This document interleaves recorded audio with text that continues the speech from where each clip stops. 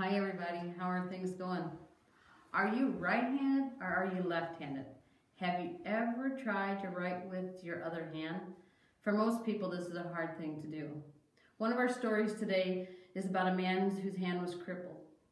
The Bible study we're going to do today involves working on the Sabbath. In the Bible days, Sabbath was the name of the day that the people would worship on. So the Sabbath then is like our Sundays now. In Jesus' time, there was a group of priests who called themselves the Pharisees. These men made many rules, including what a person could or could not do on Sunday or the Sabbath. But all these rules made it hard for the people to follow God. By now, Jesus and his friends had become pretty well known, and no matter what Jesus did or said, it seemed like there was always someone watching him who complained or argued or even told Jesus that he was breaking a rule. Today's Bible study starts on one of those days when the Pharisees, the religious leaders, were watching Jesus and his disciples. Jesus' disciples were walking through a field of grain, and they were hungry. They must have not had any place to buy food because they started picking grain out of the field to eat. You know, grain kind of stuff like nuts and granola and things like that.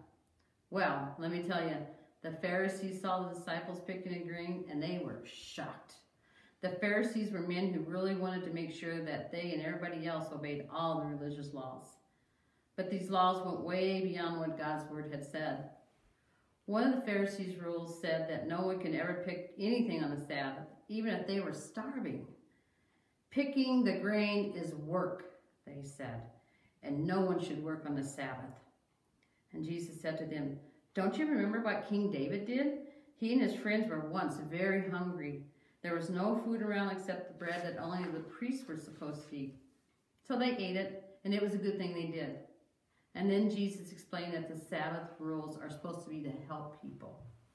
On another Sabbath later on, Jesus and his friends had went to the synagogue. The synagogue was the place where the people in the Bible times went to worship God and read his word. When Jesus was in the synagogue, he noticed a man whose hand was shriveled. This man could not use his hand at all. How do you think that man felt? I bet this man must have felt pretty sad. But when Jesus saw the man, he said, stand up in front." How do you think this man felt when he heard Jesus' words? Do you think he wanted to do what Jesus said? The Pharisees were watching Jesus closely. They were probably thinking, well, will Jesus break our rules again? Is Jesus thinking that healing a man with a shriveled hand is more important than obeying our rules of not working on the Sabbath? The thing is, the Pharisees were looking for a reason to tell the authorities that Jesus was a lawbreaker and a troublemaker, and they thought probably this might be their chance. The Bible tells us the man stood in front of the whole crowd. Every eye in the synagogue was looking and staring at him and Jesus. But Jesus knew what the Pharisees were thinking. He asked them, on the Sabbath, is it better to do good and save a life, or do evil and hurt someone? How would you have answered that question? Well, in the synagogue that day, everyone was silent. Why do you think the Pharisees didn't say anything?